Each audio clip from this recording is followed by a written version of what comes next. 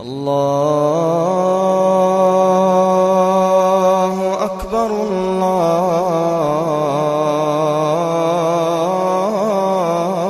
الله أكبر.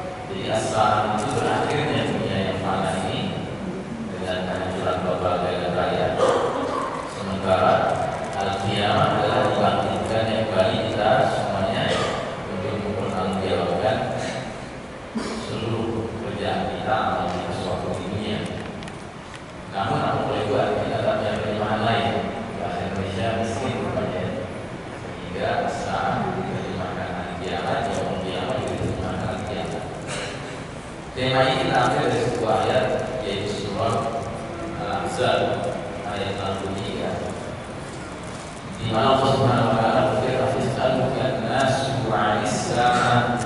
Manusia bertanya kepada engkau Muhammad mengenai as-sa'ah. Jadi yang dimaksud manusia di sini adalah kaum Quraisy Mekah. Mereka ketika kedatangan Nabi Muhammad SAW membawa dakwah yang dibawakan oleh semua nabi dan rasul terdahulu, yaitu dakwah tauhid, pada umumnya masyarakat Quraisy sulit menerimanya. Kenapa? Karena masyarakat Quraisy sudah tenggelam di dalam kemusyrikan. Jadi mereka percaya Allah itu Maha Pencipta, mereka percaya Allah itu Maha Memberi rezeki, mereka percaya Allah itu Maha Pengatur segala sesuatu, tetapi mereka tidak mampu menjadikan Allah saja sebagai ilah wahid dan ilah satu-satunya.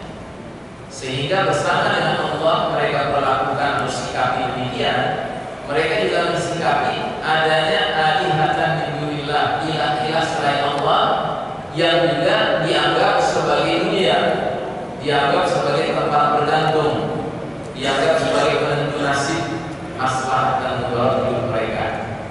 Nah, ilah-ilah itu adalah berbagai berhala yang mereka sembah, yang sebagian diletakkan di dalam Ka'bah, sebagian besar lainnya di luar Ka'bah, jumlahnya sangat banyak. Nah, jadi datanglah Nabi membawa ajaran tauhid, la ilaha illallah, tidak ada ilah kecuali Allah semata. Dia sulit mereka menerimanya, sehingga mereka umumnya mengingkari dakwah tauhid yang dibawakan oleh Nabi Muhammad SAW. Nah, karena mereka menolak tauhid, otomatis mereka menolak semua akibat dari tauhid. Yang salah satunya adalah al-iman bil yaumil akhir, mengimani akan datangnya as-sa'ah. Sehingga pertanyaan yang dimaksud oleh ayat ini, manusia bertanya kepada engkau Muhammad tentang as-sa'ah, ini maksudnya pertanyaan ejekan, pertanyaan olok-olok. Hai Muhammad, kalau memang benar akan terjadi as-sa'ah, kapan? Tahun berapa? Bulan apa? Tanggal berapa? Maka Allah menyuruh Nabi kita menjawab, "Qul innama 'ilmuha 'indallah." Katakanlah, sesungguhnya pengetahuan tentang hal itu hanya ada di sisi Allah Subhanahu wa taala. Jadi tidak ada seorang manusia pun yang tahu jadwal akan terjadinya as-sa'ah, tanpa kecuali Nabi Muhammad SAW tidak tahu. Oleh karenanya yang menyebutkan tanggal, bulan, dan tahun akan terjadinya saat. Satu-satunya hadis yang mengisyaratkan kapan akan terjadinya saat adalah hadis riwayat Bukhari, hadis sahih, di mana Nabi mengisyaratkan saat akan terjadi pada hari Jumat. Hanya itu saja. Jumat yang mana mau salat. Nah, namun di ujung ayat ini kemudian Allah berfirman, "Wa ma yudrika la'alla as-sa'ata takunu qaribah." Dan tahukah kamu wahai Muhammad, boleh jadi as-sa'ah itu sudah dekat waktunya. Nah, dari ujung ayat ini kita mengambil tema kita hari ini. La'alla as-sa'ata takunu qaribah. Boleh jadi as-sa'ah sudah dekat waktunya. Nah, kemudian di dalam sebuah hadis yang diriwayatkan Imam Muslim, pernah Nabi kita mengatakan, "Bu'istu ana was-sa'atu kahatain." Aku diutus dengan datangnya as-sa'ah seperti ini. Lalu Nabi memperlihatkan dua jari beliau, jari telunjuk dan jari tengah, yang dirapatkan, didekatkan, dihimpun satu sama lain, bukan dijauhkan. Jadi kalau jari telunjuk itu isyarat kapan Nabi diutus, jari tengah isyarat kapan terjadinya as-sa'ah, Nabi mengatakan ini dua perkara yang berdekatan. Padahal sejak Nabi diutus sampai sekarang saja sudah terpaut berapa abad? Sudah 15 abad. Makanya ada ungkapan time is relative, ya. Waktu itu pada dasarnya relatif, Pak. Nah, dalam hadis yang lain lagi disebutkan, idza dzakara wa kana idza dzakara as-sa'ata ahmarat wajnatahu. Bila mana Nabi Muhammad SAW berbicara tentang as-sa'ah, kedua pipi beliau memerah, jadi wajahnya menjadi merah. Dan para sahabat yang akrab dengan Nabi sangat paham bila Nabi wajahnya berubah menjadi merah, itu pertanda beliau menahan amarah. Jadi wajah beliau menjadi merah, wa'ala sautuhu, suara beliau meninggi, washtadda ghadabuhu, kemarahan beliau sangat nampak, ka'annahu nabiyyu jaishin yaqulu sabbahakum masra'un. Seolah beliau adalah panglima perang yang sedang memberi aba-aba kepada anak buahnya, prajuritnya, pasukannya, dengan berkata, hati-hati kalian di waktu pagi, hati-hati kalian di waktu sore. Sedemikian rupa jika Nabi berbicara tentang saat, sampai-sampai suatu hari pernah seorang sahabat keluar rumah, tiba-tiba melihat di kejauhan ada asap membumbung. Apa yang dilakukan sahabat ini? Dia keliling ke rumah tetangga-tetangganya, dia gedor pintu-pintunya satu persatu seraya berteriak-teriak, ad-dukhan, ad-dukhan, asap, asap. Maka keluarlah tetangga-tetangganya mengelilingi sahabat ini, lalu bertanya, ada apa? Dia tunjuk ke arah asap itu, dia bilang, ad-dukhan, katanya, asap, katanya. Ada apa dengan asap itu? Mereka bertanya. Maka sahabat ini balik bertanya, tidakkah kalian ingat keterangan-keterangan Nabi SAW mengenai dekatnya as-sa'ah bila mana sudah muncul asap? Subhanallah. Itu 15 abad yang lalu, Pak. Sahabat mensikapi sesuatu yang biasa menyalir merupakan tanda-tanda akhir zaman, begitu rupa dia seriusnya. Kira-kira kita yang hidup sekarang pantasnya lebih serius atau lebih santai, Pak? Ya lebih serius, Pak. Karena jauhnya berputar ke depan, kan? Tidak mungkin as-sa'ah makin jauh. Kalau sahabat saja yang terpaut dengan as-sa'ah masih jauh, sudah begitu seriusnya, apalagi kita mestinya. Nah, selanjutnya ada pertanyaan penting yang harus kita jawab. Pertama, kepada siapakah as-sa'ah akan menimpa? Jadi ternyata ada hadis mengisyaratkan bahwa as-sa'ah itu tidak menimpa hanya kepada, maksudnya as-sa'ah itu tidak menimpa kepada semua manusia, ya. Tetapi as-sa'ah itu menimpa kepada kalangan tertentu, kata Nabi. Dan Nabi mengatakan dalam hadis ini, la taqumu as-sa'atu illa 'ala syirarin nas. As-sa'ah tidak akan menimpa kecuali atas orang-orang yang paling jahat. Syirar itu dari kata syar, syar itu buruk, ya. Orang-orang yang paling buruk, orang-orang paling jahat. Berarti Nabi mengisyaratkan bahwa orang soleh, orang beriman tidak akan mengalami as-sa'ah. Kemudian dalam hadis yang berikutnya di bawahnya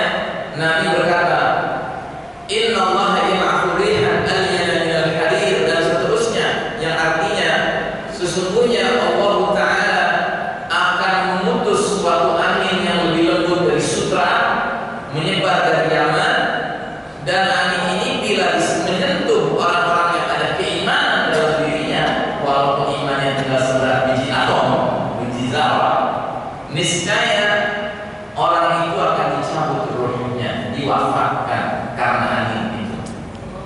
Nah, para ulama mengatakan hadis ini mengisyaratkan ketika as-saah sudah dekat sekali akan terjadi, Allah tidak akan mengizinkan malaikat Israfil meniup sangkakala pertama tanda as-saah berlangsung jika di muka bumi masih ada orang beriman.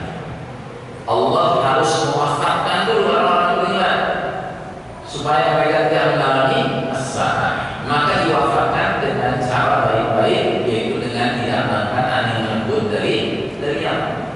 Maka jika sudah terjadi peristiwa itu, di muka bumi ini hanya akan tersisa orang-orang kafir 24 karat yang berbuat berbagai kemungkaran tanpa batas.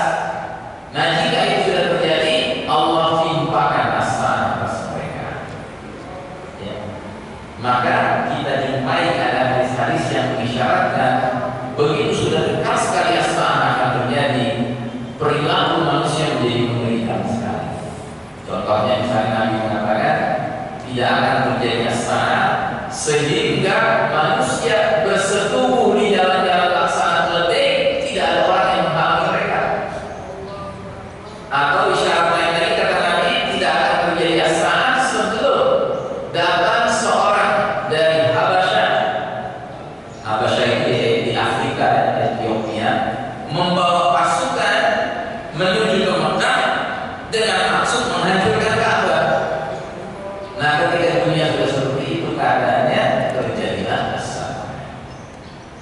Nah, saudara sekalian rahimahullah, this is good news for us. Ya, ini tidak bagus buat kita kan, bahwa orang beriman tidak mengalami as-saah. Tapi muncul pertanyaan baru sekarang, Pak. Apa itu? Bila orang beriman tidak mengalami dahsyatnya as-saah, mengapa orang beriman tidak boleh bersikap santai? Santai aja dong kalau gitu. Kan kita orang beriman, nggak bakal menghadapi as-saah. Apa jawabannya? Atau boleh santai kalian? Anda tahu ada hadisnya bahwa orang beriman nggak mengalami as-saah. Kalau itu santai aja kita. Boleh santai Pak? Nggak boleh. Kenapa nggak boleh? Karena ada hadis di mana Nabi mengatakan sebelum datangnya as-saah, dunia ini akan menjadi gelap gulita. Ini dia hadisnya. Nabi bersabda, "Badiru bil a'mali fitanan ka qita'il laylil muslim." Bersegeralah kalian beramal sebelum datangnya fitnah-fitnah, ujian-ujian yang menyebabkan dunia ini menjadi seperti malam yang gelap gulita. Ini sebelum as-saah, Pak. Dan jika era itu datang kata Nabi, engkau akan lihat orang pagi-pagi masih beriman, sore harinya menjadi kafir. Atau seseorang sore hari masih beriman, pagi hari menjadi kafir. Coba bayangkan. Jadi Nabi jelas-jelas mengatakan pagi beriman, sore kafir. Nabi nggak bilang pagi berbuat kebaikan, sore berbuat kejahatan. Bukan, Pak. Perbandingannya bukan antara baik dan jahat. Kalau orang pagi berbuat baik, sore berbuat jahat, dia masih beriman. Sejahat-jahatnya orang beriman masih bisa diampuni Allah, ya. Tapi sebaik-baiknya orang yang sudah kafir, apa kebaikannya ada nilainya di sisi Allah? Tidak ada nilainya. Misalnya Anda punya tetangga orang Nasrani kafir kan? Kafir kan? Di bulan Ramadan ketika kita sahur, dia ikut sahur. Ketika masuk subuh, dia berhenti makan minum kayak kita juga sampai maghrib. Terus begitu maghrib dia buka. Kira-kira dia dapat pahala? Nggak ada nilainya. Ya.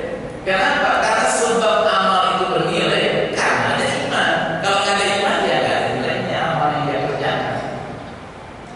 Nah, jadi Nabi mengatakan menjelang datangnya as-saah akan ada selimut fitnah yang menyelimuti dunia sehingga dunia menjadi gelap gulita dan sampai ke derajat ancaman kepada kaum muslimin sudah bukan lagi sekedar berbuat dosa kecil, Pak. Bukan lagi dosa besar, Ingat ya, sebesar-besarnya dosa besar, kalau dikerjakan oleh orang yang masih ada imannya, masih bisa diampuni, Pak. Tapi ini ancamannya apa? Murtad. Itu ancamannya. Dan murtadnya karena apa? Karena lalai. Jadi Nabi sedang mengisyaratkan jika era fitnah datang, orang murtad karena lalai, bukan murtad karena sengaja. Kan beda ya. Murtad formal itu beda sama murtad substansial. Nah, yang Nabi sedang bicarakan ini murtad substansial, Pak, bukan murtad formal.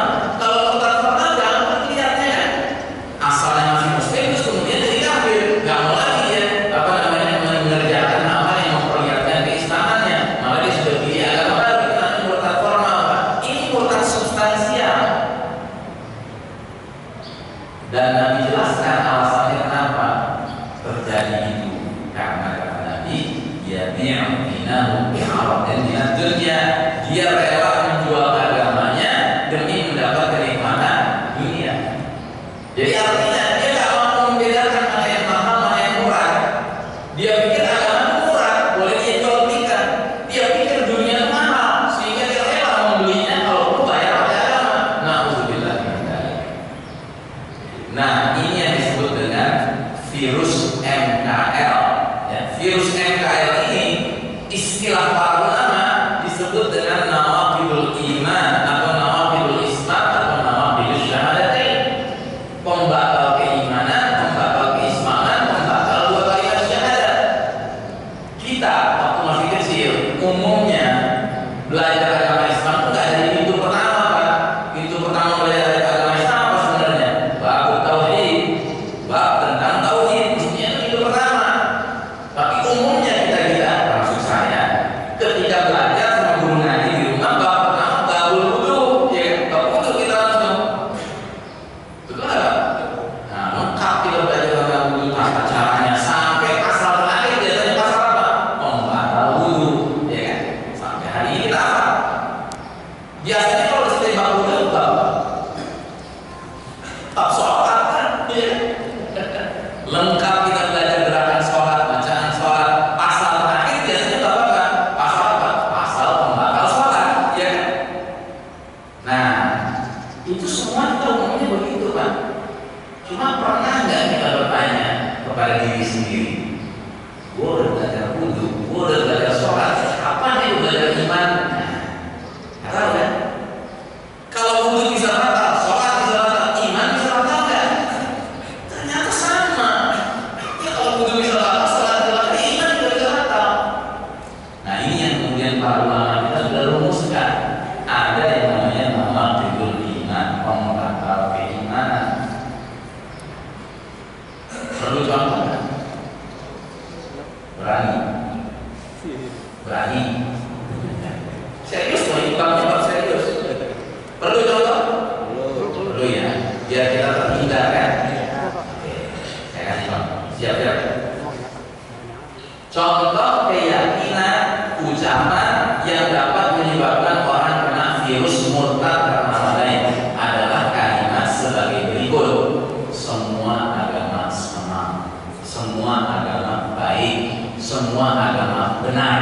Ketahuilah ini ucapan-ucapan yang bisa menyebabkan seseorang itu MKL, murtad karena lalai. Dan jangan bilang Ustaz ucapin berarti Ustaz tetap kalimatnya. Maaf, saya mengajarkan. Nah, tadi saya bertanya, benar nggak contohnya? Ini contoh. Sama sekali saya tidak mengimani apa yang saya ucapkan baru saja itu dalam kalimatnya seperti itu. Wah, ngeri banget Ustaz. Berapa banyak orang yang sudah MKL sekarang? Gimana? Kalau Anda sering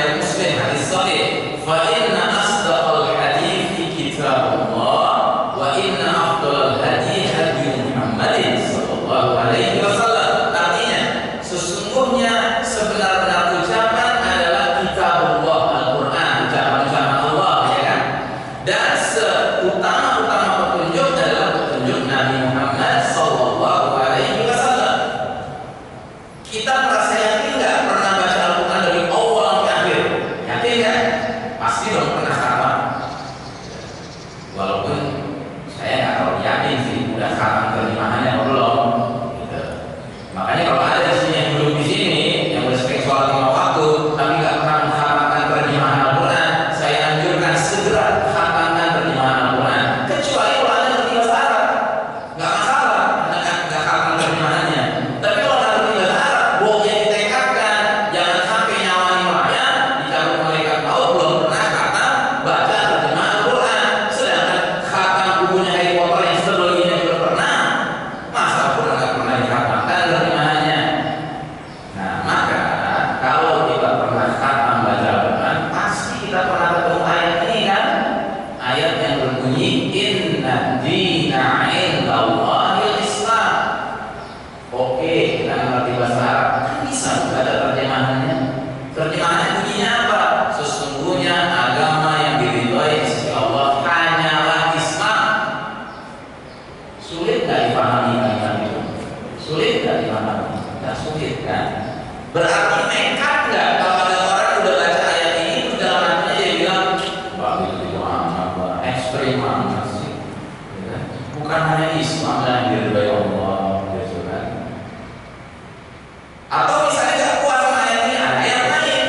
Surat yang sama, Ali Imran ayat 85 bunyinya apa? Wa may yabtaghi ghairal Islami dinan falan yuqbal minhu wa huwa fil akhirati minal khasirin. Dan barang siapa mencari agama selain agama Islam, maka sekali-kali tidak akan diterima agama itu darinya, dan dia di akhirat termasuk orang-orang yang rugi. Kira-kira sulit nggak memahami ayat ini? Tega nggak kalau ada orang mengaku muslim, dewasa, ngerti bahasa Indonesia, dia baca terjemahan ini dalam hatinya dia bilang, aku itu amat. Saya punya tetangga orang Nasrani baik sama saya. Tetangga kiri saya orang Islam, anggota partai Islam, jenggotan koruptor. Gitu. Enggak lah, agama baik semua, oknumnya aja. Nah, gitu. Nah, jadi saudara-saudara Allah, hati-hati dengan ucapan. Dan sekarang makin banyak orang yang tidak hati-hati dengan ucapan, sehingga dia pikir kalimat-kalimat semua agama sama, semua agama baik, semua agama benar, kalimat ringan di mata Allah. Berat itu di mata Allah. Itu kalimat yang menyebabkan dirinya registrasi pembatalan keimanan. Maka sekarang saya tanya, misalnya ada pemuda masjid semangat, dia teriak Islam agama paling benar, itu benar atau salah kalimatnya? Hah? Salah ya? Kenapa salah? Ketika ada kata paling, otomatis ada agama lain yang dibenarkan. Yang juga benar. Ya. Iya, ini benar nih, cerdas nih. Ya, jadi kalau ada orang bilang Islam agama paling benar, ya, tidak benar kalimat itu. Kenapa? Karena seolah-olah yang mengatakan agama lain juga benar, cuma kurang benar. Allah tidak menyuruh kita beranggapan agama lain kurang benar, bukan? Lihat ini ayat ini. Surat At-Taubah ayat 33. Huwallazi arsala rasulahu bil huda wa dinil haqqi liyuzhirahu 'ala dini kullihi walau karihal musyrikun. Dialah Allah yang mengutus Rasulnya Muhammad SAW dengan membawa al-huda, petunjuk Al-Quran, dan dinul haq, agama yang benar. Agama yang benar apa? Al-Islam, untuk dimenangkan atas segala agama lainnya, walaupun orang musyrik tidak suka. Berarti Allah di sini bilang Islam agama yang paling benar atau agama yang benar? Agama yang benar. Yang berarti kalau Allah menyuruh kita mengatakan Islam itu dinul haq, agama yang benar, berarti agama lain apa? Agama lain apa? Batil, salah. This is very clear. Bagi orang yang hatinya clear, ini clear. Tapi bagi orang yang hatinya udah runyam, dia runyam. Dia bilang ekstrim ini Ustaz. Clear, this is very clear. Tapi karena memang sudah gelapnya dunia sekarang ini dengan fitnah yang banyak, dan ujung-ujung dari fitnah yang sedang kita bicarakan contoh ini kemana lagi? Fitnah ajaran yang dibuat oleh Yahudi Nasrani yang lagi memimpin dunia ini, yang namanya pluralisme. pluralisme adalah seorang siapapun dia, latar belakang agama apapun dia, harus sampai pada kesimpulan semua agama baik, semua agama sama, semua agama benar. Makanya kepada mereka yang berpaham pluralisme, saya tantang Anda. Kalau Anda mengatakan semua agama baik, semua agama sama, kenapa Anda tidak mencontohkan seminggu jadi Muslim, seminggu jadi Yahudi, seminggu jadi Nasrani, seminggu jadi Buddha? Tidak ada contohnya. Ya. Kan kalau sama maksudnya dia secara adil melakukan semua sama, dia pindah-pindah terus gitu, ya. Tapi ada nggak orang yang berpaham pluralisme begitu? Nggak ada. Karena apa? It's absurd. Ini absurd. Pemahaman seperti ini absurd. Jelas ya? Nah, jadi saudara rahimahullah, berarti walaupun kaum muslimin tidak mengalami dahsyatnya as-saah, namun kaum muslimin tidak terlepas dari huru-hara akhir zaman atau era penuh fitnah di akhir zaman. Kita yang menjalani era badai fitnah dewasa ini harus menyadari bahwa setiap saat, setiap hari, setiap detik eksistensi iman kita, tauhid kita ini terancam. Iman tauhid kita ini setiap saat sekarang ini terancam. Jangan sampai ketika angin lembut berhembus dari Yaman menyebar kemana-mana, ternyata kita termasuk yang tidak diwafatkan Allah Ta'ala. Yang kalau nggak termasuk yang diwafatkan Allah, berarti maknanya apa?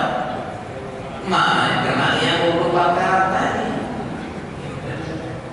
Sambil merasa masih muslim, karena apa? Rajin sholat, karena bolak-balik umroh, ya, karena masih puasa di bulan Ramadan.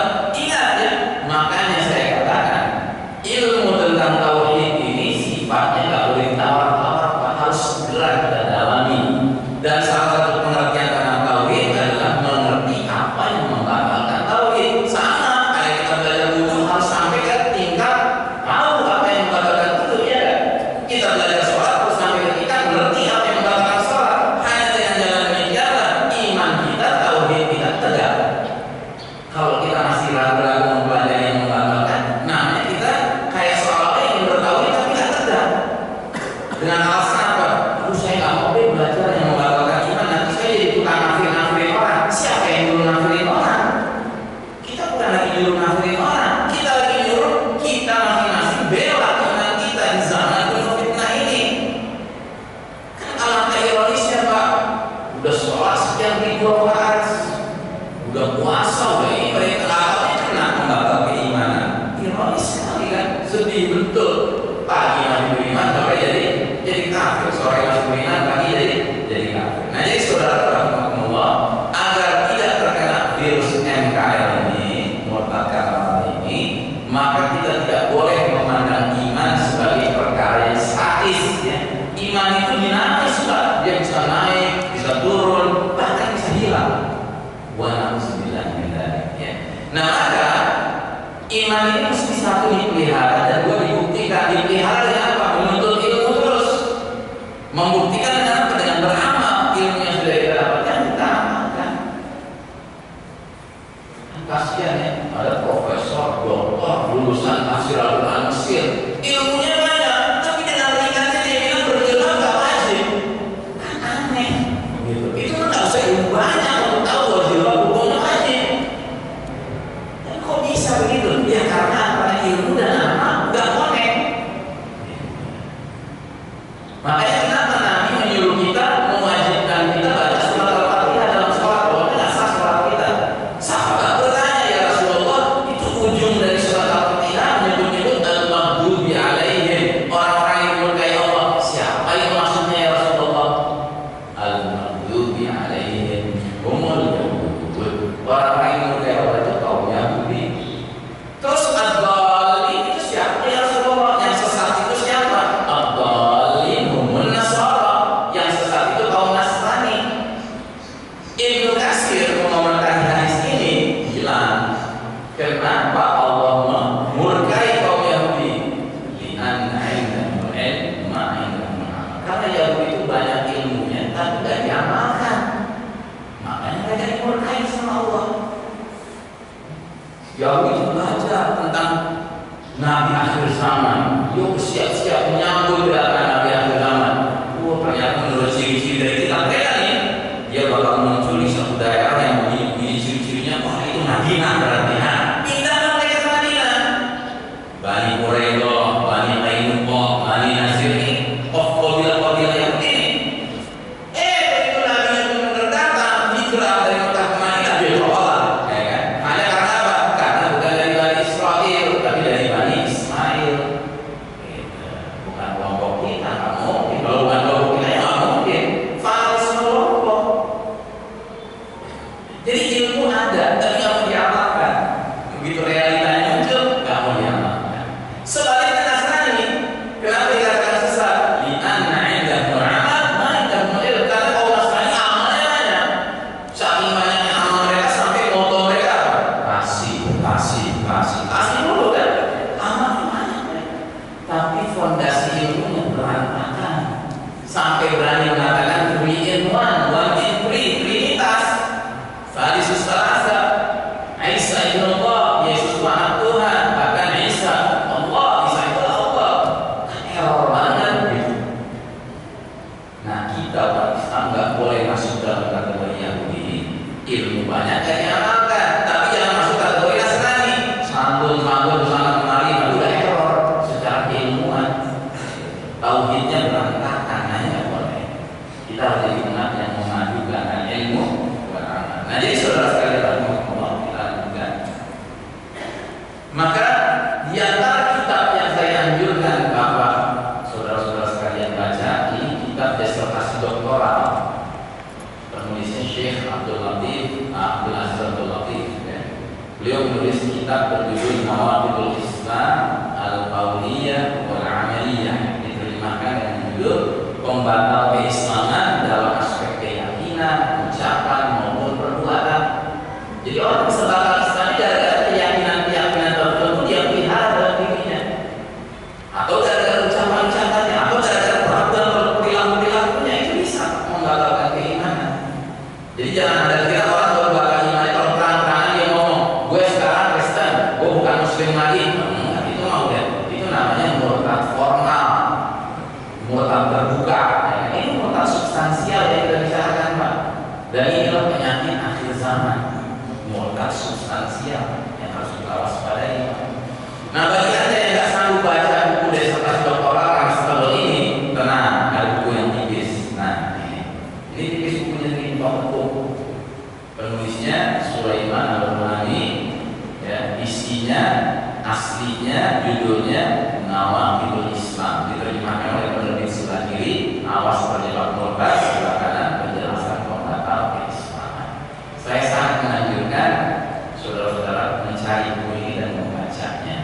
Tapi kalau meluruskan niat membaca untuk melindungi iman tauhid diri kita, istri kita, anak kita. Jangan niat membaca untuk ngafir-ngafirin orang. Ya, karena orang kalau sudah kafir, nggak pakai dikafir, juga kafir dia di mata Allah. Ya, kalau ditambah-tambah dengan kita dulu yang kafir, kayak kita nambahin musuh, nggak perlu. Nah, jadi saudara sekalian rahimahullah, ada sebuah ramalan kenabian, nubuatan, prediksi kenabian yang disampaikan 15 abad yang lalu menyindir kita yang hidup sekarang. Nah, prediksi itu di dalam Nabi mengatakan, la tattabi'unna sunanal ladzina min qablikum shibran bi shibrin wa dhira'an bi dhira'in hatta law dakhalu fi juhri dabbin la tara'tumuhum natina. Sungguh kalian umat Islam kelak nanti di akhir zaman akan mengikuti kebiasaan umat-umat sebelum kalian, sejengkal demi sejengkal, sehasta demi sehasta, sehingga sekiranya mereka yang kalian ikuti itu masuk lubang biawak sekalipun, kalian ikut bersama mereka masuk lubang biawak. Terus sahabat langsung bertanya, ya Rasulullah, al-Yahud dan Nasara, ya Rasulullah, apakah yang kau maksud itu kaum Yahudi dan Nasrani? Nabi menjawab dengan baik, bertanya, faman, siapa lagi kalau bukan mereka? Ini 15 tahun yang lalu yang diramalkan ini. Dan para sahabat ketika mendengar ramalan ini kaget sambil sulit mempercayainya. Kenapa? Karena tidak terbayang dalam pikiran mereka umat ahli Quran ngekor sama umat ahli Taurat dan ahli Injil.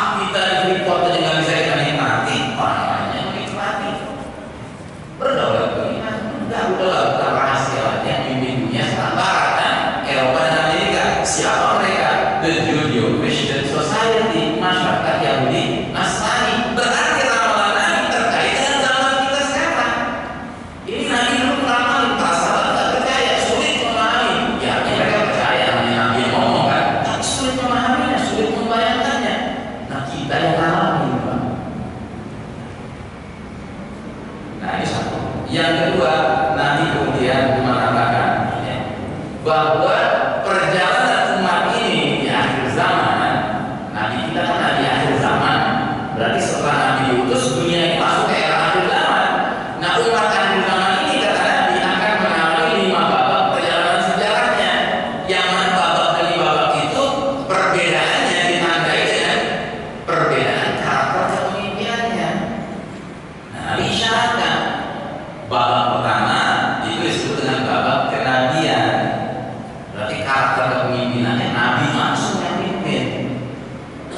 Sudah berlalu belum? Ya jelas sudah berlalu. Nabi sudah wafat. Gak lama apa? Nabi yang tadi Nabi usia 40 wafat usia 63, cuma 23 tahun. Tapi subhanallah, 23 tahun yang diberkahi Allah. Hanya dalam waktu begitu singkat, Jazirah Arab yang tadinya dipenuhi dengan kemusyrikan, kekufuran, kemunafikan, kefasikan, berubah menjadi masyarakat yang penuh tauhid dengan cahaya Islam, cahaya keimanan. Ya, 23 tahun. Habis itu kata Nabi muncul babak kedua, babak khilafatun ala minhajil nubuwah, babak kekhalifahan yang mengikuti metode kenabian. Itulah babak kepemimpinan orang-orang terbaik setelah wafatnya Nabi. Siapa mereka? 4 sahabat utama, dijamin surga semuanya. Abu Bakar Siddiq, Umar bin Khattab, Utsman bin Affan, dan Ali bin Abi Thalib radhiyallahu anhum ajmain. Setuju? Setuju? Kalau nggak setuju Syiah bukan? Syiah nggak setuju. Syiah itu hanya mau mengaku yang terakhir, Ali bin Abi Thalib sebagai khalifah Rasyid setelah Nabi wafat, ya kan? Mending kalau cuma sampai gitu. Mereka hanya mau mengaku yang beriman tinggal Ali bin Abi Thalib, yang lain kafir semua. Abu Bakar, Umar, Utsman dikafirkan semua mereka. Hati-hati dengan Syiah. Syiah ini adalah yang akan ketemu kita sama mereka. Bagaimana bisa ketemu Pak dengan mencintai Abu Bakar, Umar, Utsman, Ali tanpa diskriminasi. Nah, mereka berani-berani mengatakan Abu Bakar mertuanya Nabi kafir, Umar mertuanya Nabi kafir, Utsman menantunya Nabi kafir. Nauzubillah. Udah itu pakai bawa-bawa Ahlul Bait lagi. Emangnya Abu Bakar, Umar, dan Utsman bukan Ahlul Bait? Ahlul Bait itu jadi keluarga Nabi. Jadi mertua jadi menantu apa nggak jadi keluarga Nabi? Nah, gitu. Aneh gitu. Makanya hati-hati dengan Syiah. Syiah ini pintar banget kalau ngomong. Tapi sesungguhnya apa? Fondasi-fondasi iman mereka berantakan. Baik, jadi babak kedua itu babak kepemimpinan Khulafaur Rasyidin, khalifah-khalifah yang terbimbing, yang lurus, yang lempeng, yang ngikutin contoh Nabi secara baik. Sudah terlalu, kalau datang kata Nabi babak ketiga, babak mulkan abon, raja-raja yang menggigit. Dalam perjalanan sejarah Islam, era raja-raja menggigit ini ditandai dengan umat memiliki pemimpin yang disebut khalifah. Sistem bermasyarakat bernegara masih disebut khilafah. Namun sayang, pola pergantian suksesi seorang khalifah ke khalifah berikutnya menggunakan cara-cara mirip kerajaan. Maka mulailah sejarah Islam mencatat munculnya raja-raja. Ya, sebutannya masih khalifah, tapi kelakuannya raja. Dan dalam catatan sejarah, kerajaan Islam itu jatuh bangun silih berganti banyak sekali. Dan dia berlangsung lama sekali Pak, antara 12 sampai 13 abad sendiri. Dan dari sekian banyak kerajaan Islam ada 3 yang patut kita catat karena masa kepemimpinannya cukup lama dan pengaruhnya cukup dalam. Daulat Bani Umayyah, Daulat Bani Abbasiyah, dan Kesultanan Utsmani Turki. Nah, di babak ini kita tidak bisa pungkiri kadang ada khalifah yang adil seperti Umar bin Abdul Aziz, cicitnya Umar bin Khattab. Tapi ada juga khalifah yang zalim. Kita nggak bisa pungkiri itu. Khalifah yang memaksa Imam Ahmad bin Hanbal mengeluarkan fatwa pesanan khalifah, tapi Imam Ahmad nggak mau. Disuruh bikin fatwa apa? Al-Quran adalah makhluk, nggak mau. Imam Ahmad bilang Al-Quran kalamullah, ucapan-ucapan Allah. Disuruh bilang Al-Quran makhluk, nggak mau. Al-Quran kalamullah. Akibatnya masuk penjara, disiksa, dijilid, dipecut. Tapi Imam Ahmad tidak berontak. Kenapa? Karena betapa zalim khalifahnya. Tapi dia khalifah. Dalam pengertian apa? Dia memimpin suatu wilayah di mana diberlakukan secara resmi hukum Allah.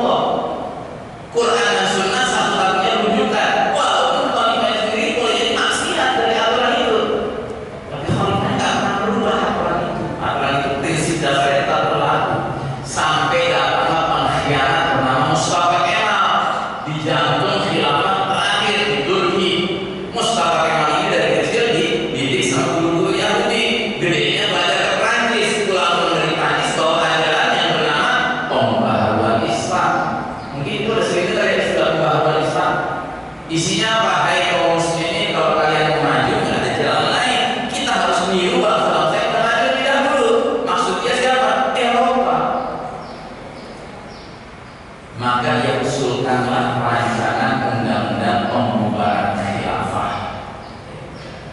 Kalau kita mau maju, harus tinggalkan ini cara-cara masyarakat bernegara pola lama ini, jadul ini, zaman dulu punya. Kita harus bikin modern secular nation state. Nah, negara modern sekuler berpaham nasionalisme. Inilah kemajuan. Maka kalau di jantung khilafah berdirilah the modern secular nation state of Turkey, maka di negeri-negeri lainnya ya tinggal mengalami efek domino, Pak. Tanpa kecuali negeri yang tidak cintai karena Allah bernama Nusantara ini, ya jadilah salah satu dari daftar panjang national secular modern state.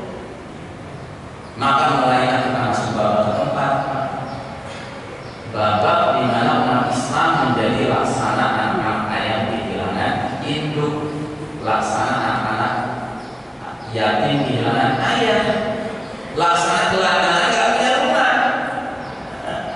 nggak punya rumah lagi kita. Akhirnya tinggal di sembarang tempat, ya.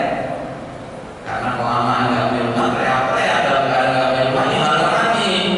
Hidup tanpa rumah, ini harga mati. Aneh kan? Nah, jadi saudara-saudara, kita sekarang hidup di babak keempat yang Nabi sebut sebagai era kepemimpinan apa? Mulkan Jabriyah. Para penguasa yang memaksakan kehendak, mengabaikan kehendak Allah dan Rasul. Welcome to reality. Inilah realitas pahit akhir zaman. Era paling banyak ujian sekarang ini. Karena seiring dengan bubarnya khilafah, maka Allah pun memindahkan tongkat kepemimpinan dunia dari umat Islam ke Barat. Maka Barat yang memimpin dunia sejak saat itu. Eropa, kemudian Amerika. Yang tidak bisa tidak maknanya adalah the Judeo-Christian Society, masyarakat Yahudi Nasrani. Nah, makanya kita merasakan betapa sekali kan kayaknya antara kita tetap senang dikelilingi sama masyarakat mayoritas muslim, tapi dengan realitas Islamnya tidak jelas. Nah, jadi saudara-saudara, this is the darkest chapter of the Islamic history. Ini babak paling kelam dalam sejarah umat Islam. Babak di mana umat Islam babak that's reality, itu realitas. Dan kita nggak perlu berkecil hati, Pak. Kenapa? Karena ada ayatnya. Allah sudah bilang, "Wa tilkal ayyamu nudawiluha bainan nas." Demikianlah hari demi hari masa kejayaan dan kehancuran suatu umat kami pergilirkan. Ada eranya orang Islam berjaya, ada eranya orang Islam keok. Ada eranya orang kafir keok, ada eranya orang kafir berjaya dan akhirnya hegemoni kayak sekarang. Tapi alhamdulillah, hadis ini tidak berhenti di sini. Masih ada babak kelima kata Nabi. Setelah babak yang paling kelam sekali, kata Nabi, "Tsumma takunu khilafatun 'ala minhajin nubuwah." Akan tegak kembali kekhalifahan yang mengikuti manhaj metode kenabian. Sesuatu yang belum terjadi bukan berarti nggak akan pernah terjadi. It's only a matter of time. Cuma masalah waktu saja. Nah, jadi saudara-saudara, saya sudah bicara lebih 15 menit dari waktu yang diberikan oleh saudara Kadir. Maka saya mohon maaf, harus saya akhiri di sini. Kalau enggak saya mengajarkan korupsi waktu, ya maka dengan demikian saya kembalikan kepada saudara Kadir. Baik, sejauh saya mungkin dari tausiah tadi ada pertanyaan silakan. Ya.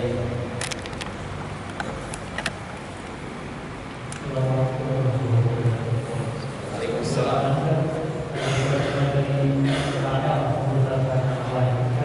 Mungkin bagi kita ada yang berkata kalau melakukan itu tidak dianjurkan. Bagaimana jika kita melakukan itu untuk Terlibat dalam virus MKL tadi. Tidak menyadari. Ya.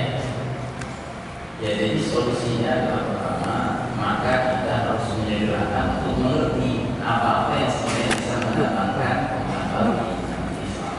Itu dari sudah saya anjurkan ya dengan membaca bukunya yang mungkin bisa dibantu sama pihak pengurus masjid untuk mencari buku itu supaya disediakan di perpustakaan. Nah, jika kita akhirnya menyadari, oh dulu kita pernah terlibat nih dalam dosa yang kategorinya amal iman gitu ya, bagaimana cara bertobatnya?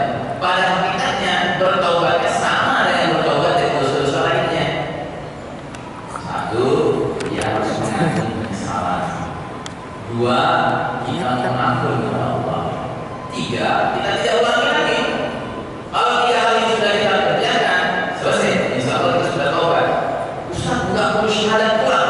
Kita kalau sholat saja ada, automatically, gitu. Nah, cuma ada syarat keempat. Jika kita pernah sempat menyiarkan pandangan salah kita itu kepada orang ramai, maka ada syarat keempat. Kita juga harus menyiarkan kembali koreksi kita. Misalnya seseorang baru ingat, bilang semua agama sama membatalkan iman. Gue pernah pidato di sono bersebut kata-kata semua agama sama. Nah, dia mesti pidato lagi untuk membatalkan kata-katanya itu. Kenapa? Karena dia sudah menyatakannya secara terbuka kepada masyarakat tua yang boleh jadi ada yang terpengaruh. Ya, kayaknya nggak bisa cari yang satu-satu kan. Nah, maka satu-satunya jalan itu gimana? Dia harus juga secara terbuka mengatakan, dulu saya pernah ngomong begini, maka sekarang saya nyatakan bahwa berlepas diri dari ucapan itu, saya sudah taubat, itu keliru, itu batil, itu ucapan itu. Nah, ya harus begitu. Kecuali kalau dosanya itu dosa untuk dirinya sendiri. Cukup baik, baik. Ya, sebelumnya ini, Ustaz, kalau bisa tambah sedikit ya. Tadi kan Ustaz menjelaskan kalau nanti di akhir zaman Allah tidak ridho dimati, Allah tidak ridho orang yang beriman akan memenuhi jalan besar atau asap ya. Artinya Allah akan matikan dengan dilalui angin. Nah, yang jadi pertanyaan, angin itu kan datangnya dari Yaman. Ya, nah Yaman itu ada nggak perangkat di sini? Kenapa Allah harus dari Yaman? Kenapa nggak dari Mekah? Betul loh. Kira-kira begitu Ustaz. Gimana? Ya mohon maaf, ini pertanyaan ini kenapa sholat subuh pagi, sholat maghrib jam matahari terbenam? Ya kita saya jawab lah. Begitu informasi dari Nabi ya begitu kita sampaikan. Wahyu itu wahyu. Mohon maaf, ya itu juga urusan yang boleh kita utak-atik dalam otak kita.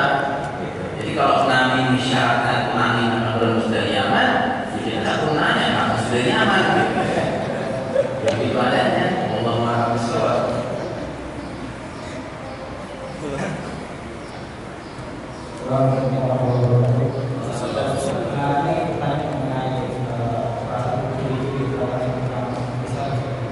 Ciri-ciri. Datangnya dari Yaman. Oke.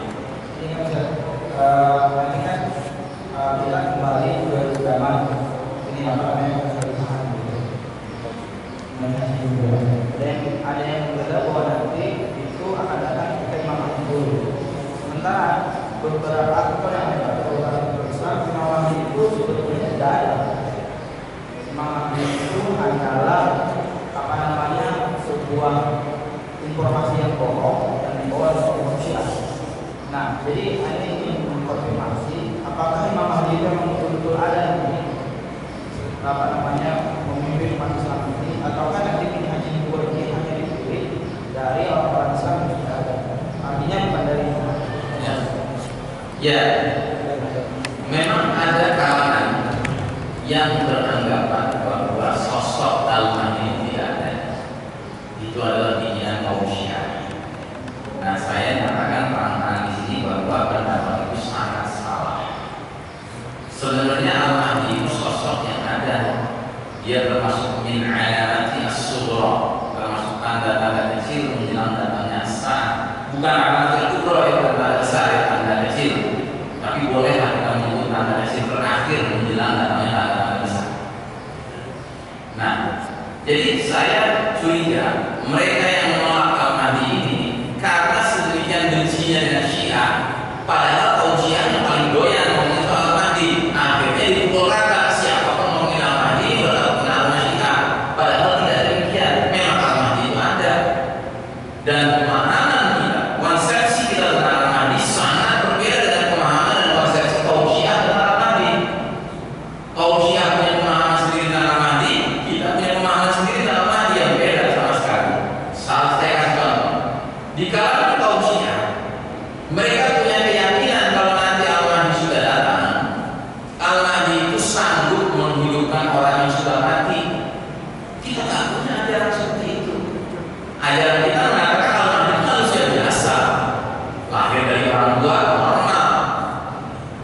Terus yang kedua, nanti Al-Mahdi itu kata kaum Syiah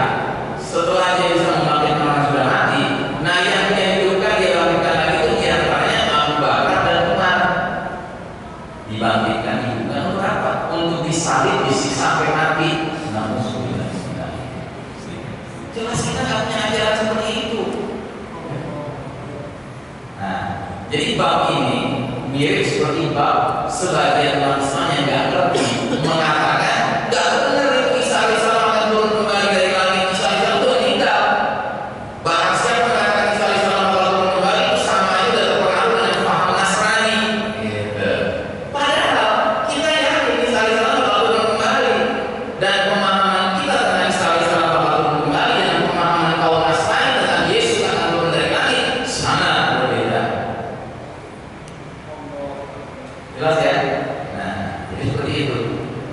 Nah, di antara hadis yang menyebutkan bahwa Al-Mahdi akan datang, Nabi mengatakan Al-Mahdi min Ahlul Bait yuslimuhullahu fi laila. Al-Mahdi itu dari kalangan aku, kata Nabi, Ahlul Bait keturunanku, dia akan diperbaiki Allah dalam semalam. Wallahu a'lam bishawab.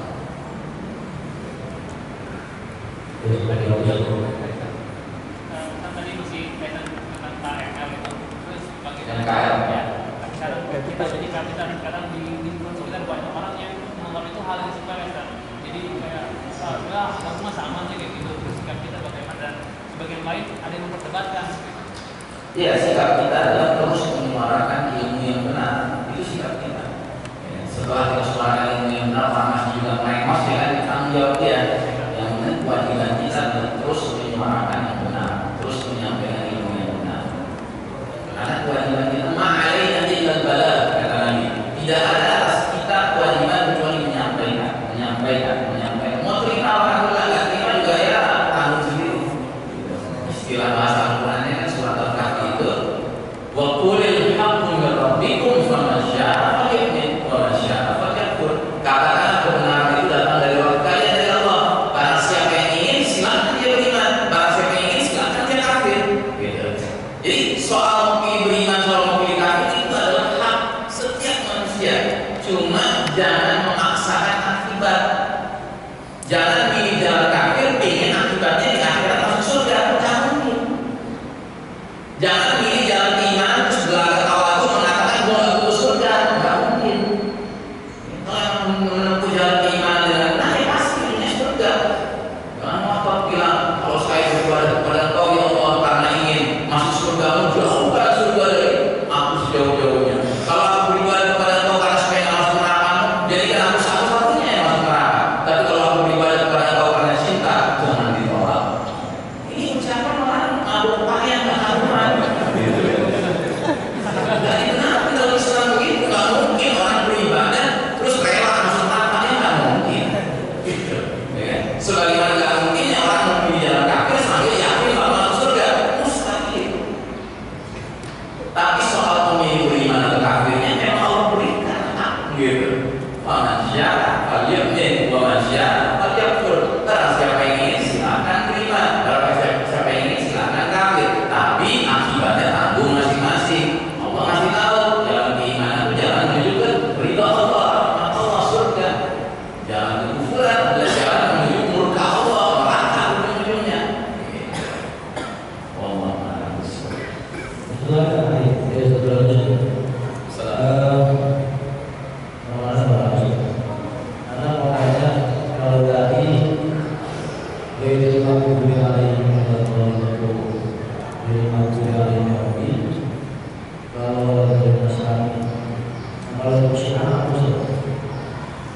Syiah. Yang kedua, Ustaz, kita kan pembahasannya ini sebetulnya adalah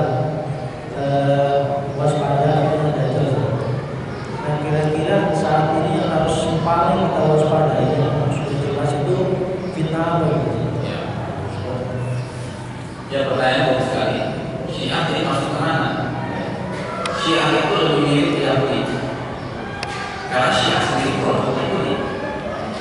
Kalau kita urutkan sejarahnya, awal mula munculnya Syiah itu karena ada seorang Yahudi masuk Islam namanya Abdullah bin Sabah. Seorang sosok yang oleh kaum Syiah gak diakui keberadaannya. Padahal dalam catatan sejarah memang ada Abdullah bin Sabah.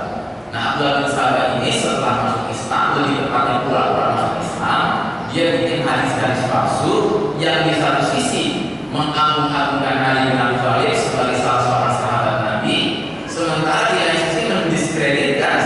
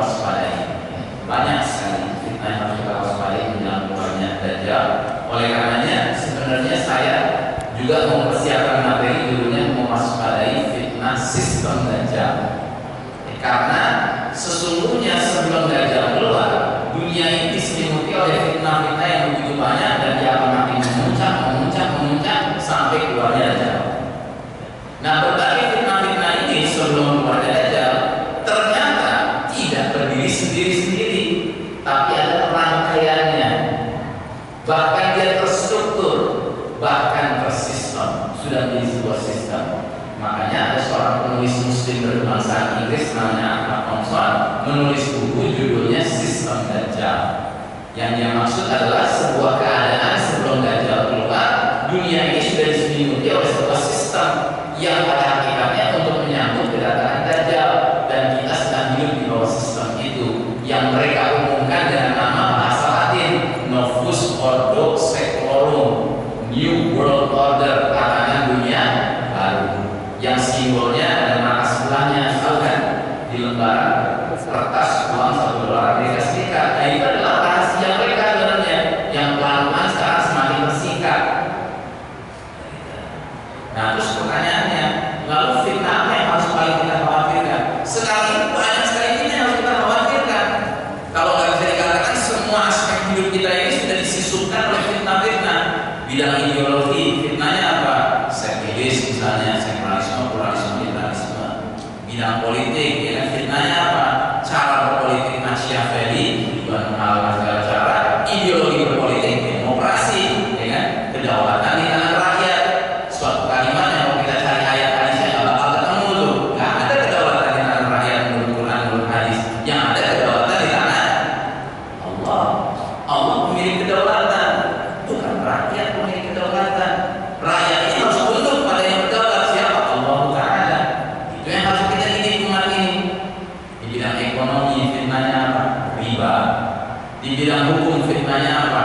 Man-made laws, hukum bikinan manusia sehingga menyingkirkan hukum Allah. Ini kan fitnah. Di bidang apa lagi? Di bidang budaya fitnahnya adalah hedonisme, syahwat menjadi Tuhan. Sehingga orang kalau menikmati budaya modern nggak mungkin muncul zikrullah, ingat Allah. Yang muncul apa? Vektor, pikiran kotor, syahwat. Di bidang militer fitnahnya apa? Right or wrong is my country. Mau benar mau salah bela negara, bisa. Negara yang dilatih sekalipun dibela juga. Nasionalisme itu fitnah. Jadi fitnah itu banyak sekali.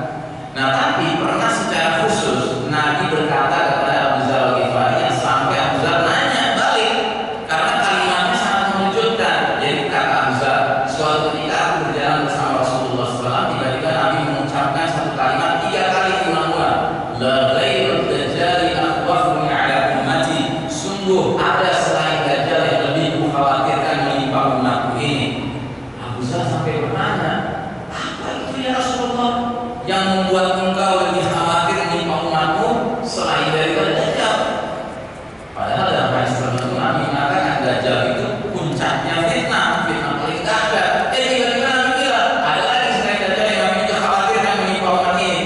Maka ditanya sama Abu Dzar, dijawab sama Nabi, a'immatan mudillin, para pemimpin yang menyesatkan.